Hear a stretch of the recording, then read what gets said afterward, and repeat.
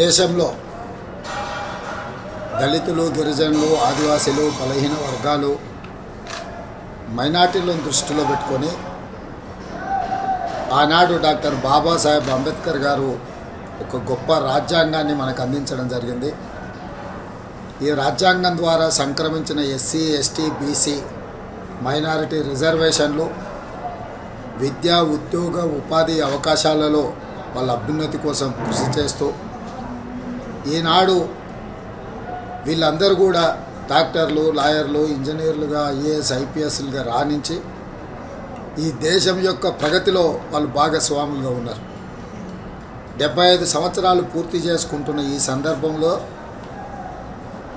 ప్రజాస్వామ్యాన్ని పరిరక్షించి ప్రజాస్వామ్యాన్ని మరింత బలోపేతం చేసి ప్రగతి వైపు దూసుకెళ్ళి ప్రపంచ దేశాలతో పోటీ పడాల్సిన భారత్ ఈరోజు భారతీయ జనతా పార్టీ కుట్రలకు బలవుతున్నది. ఈరోజు భారతీయ జనతా పార్టీ దేశంలో 400 సీట్లు సాధించడం ద్వారా రాజ్యాంగాన్ని మార్చాలనే కుట్ర చేస్తున్నది. ఒకవేళ అధికారంలోకి వస్తే ఎస్సీ, ఎస్టీ, బీసీ, మైనారిటీల రిజర్వేషన్లు రద్దు చేసి రిజర్వేషన్ల రహిత సమాజంగా ఈ దేశాన్ని మార్చాలనే ప్రయత్నం చేస్తుంది. అందుకే 4 కోట్ల తెలంగాణ ప్రజలకు నేను విజ్ఞప్తి చేస్తున్నా. 17 సార్లు జరిగిన ఎన్నికలు వేరు, 18 లోక్సభ ఎన్నికలు వేరు. ఈ ఎన్నికలు మన ప్రజాస్వామ్యాన్ని రక్షించుకోవడానికి, మన రాజ్యాంగాన్ని కాపాడుకోవడానికి, ఎస్సీ, ఎస్టీ, బీసీ, మైనారిటీ రిజర్వేషన్లను కొనసాగించడానికి ఈరోజు ప్రజలు తీర్పు ఇవ్వాలి.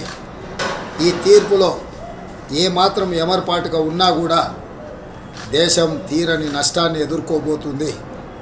మళ్ళీ నియంత్రణ పరిపాలన రాబోతున్నది. అందుకే తెలంగాణ సమాజం అందరూ కలిసికట్టుగా కాంగ్రెస్ పార్టీకి, శ్రీమతి సోనియా గాంధీ, శ్రీ మల్లికార్జున్ ఖర్గే గారు, శ్రీ రాహుల్ గాంధీ గారి నేతృత్వంలో ఎన్నికల బరిలో దిగిన ఇండియా కూటమిని గెలిపించడం ద్వారా ఎస్సీ, ఎస్టీ, బీసీ, మైనారిటీ రిజర్వేషన్లను కాపాడుకోవడం, మన రాజ్యాంగ స్ఫూర్తిని, డాక్టర్ బాబాసాహెబ్ అంబేద్కర్ గారు ఇచ్చిన ఆలోచన విధానాన్ని ముందుకు తీసుకెళ్ళాలి. కాబట్టి మిత్రులారా, మీరందరూ కూడా కాంగ్రెస్ పార్టీకి అండగా నిలబడి 13 తారీఖు నాడు జరగబోయే ఎన్నికలలో కాంగ్రెస్ అభ్యర్థులను గెలిపించాల్సిందిగా మీ అందరికీ నేను విజ్ఞప్తి చేస్తున్నా.